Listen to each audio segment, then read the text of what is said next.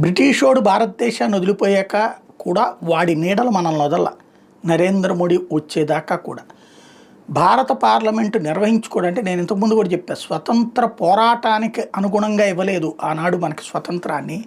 రెండవ ప్రపంచ యుద్ధంలో భారత సైన్యం పని చేసి పెడితే వాళ్ళకి అప్పుడు స్వతంత్రం ఇస్తామని ఆనాడు బ్రిటన్ ప్రభుత్వం అడిగింది. అందుకు ఒప్పుకున్నారు ఈ గాంధీ వీళ్ళందరూ కూడా. సైన్యం ఆ రోజున వెళ్ళి రెండో ప్రపంచ యుద్ధంలో భారత సైనికులు బ్రిటన్ తరపున పోరాడి ప్రాణాలు కోల్పోయారు. లక్షల మంది ప్రాణాలు కోల్పోయారు. దానికి బహుమతిగా ఇచ్చినటువంటిది స్వతంత్రం. కానీ క్రెడిట్ అంతా కూడా ఈ రాజకీయ నాయకులు క్యాష్ చేసుకునే ప్రయత్నం చేశారు.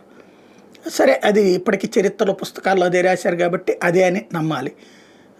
అది మనం ఆ విధమైన షరతులకు లొంగి చేసామనడానికి సాక్ష్యం సుభాష్ చంద్రబోస్ని దొరికితే ఏ రోజున దొరికితే ఆ రోజున అప్పగిస్తామని రాసి ఇచ్చారు. సంతకం పెట్టిన వాళ్ళలో గాంధీ గారు కూడా ఉన్నాడు. అదే సందర్భంలో భారతదేశానికి పాలనా నిర్వహణ చేత కాదని మన శాసనసభలు లోక్సభలో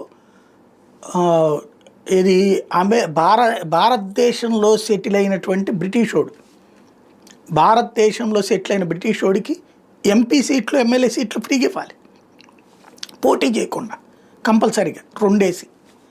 ఆ దరిద్రం మొన్నటిదాకా ఉంది. మొన్న మోడీ వచ్చిన తర్వాత పీకేశారు అది. ఇప్పుడు అంటే కొలనల్ పద్ధతి ఇప్పటికి కూడా వాళ్ళ దేశంలో బ్రిటిషోడు పరిపాలించినటువంటి దేశాలకు సంబంధించి ఇప్పుడు అక్కడ ఓటు హక్కు ఉంటుంది డైరెక్ట్గా. మన భారతీయులకి అక్కడికి వెళ్తే ఓటు హక్కు వచ్చేస్తుంది. స్థానిక సంస్థల ఎన్నికలు మెయిన్ దాంట్లో రాదు, కానీ పార్లమెంటు దాంట్లో లోకల్ బాడీస్లో మనకి వచ్చేస్తుంది. అదేంటంటే కామన్వెల్త్ దేశాలు వాళ్ళు ఇంతకుముందు పరిపాలించిన దేశాల కింద లెక్క చూపెట్టేసి ఇస్తుంటారు అనమాట. అంటే అంత బొలుపు అనమాట.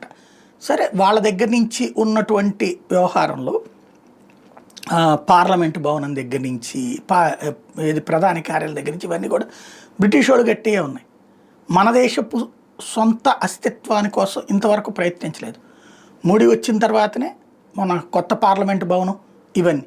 ఇప్పుడు కర్తవ్య టోటల్గా ఢిల్లీలో ఉన్నటువంటి అన్ని ప్రభుత్వ భవనాలు ఇప్పుడు సరికొత్తదైన రూట్లో స్వతంత్ర భారత చరిత్రలో ఏ ప్రధానమంత్రి ఆలోచించింది భారత ముద్రతో భారత భవనాలు ఉండేటట్టు, అది ఈనాటి కాలమాన పరిస్థితులకు అనుగుణంగా ఉండేటట్టు ఏర్పాట్లు చేసుకొచ్చారు.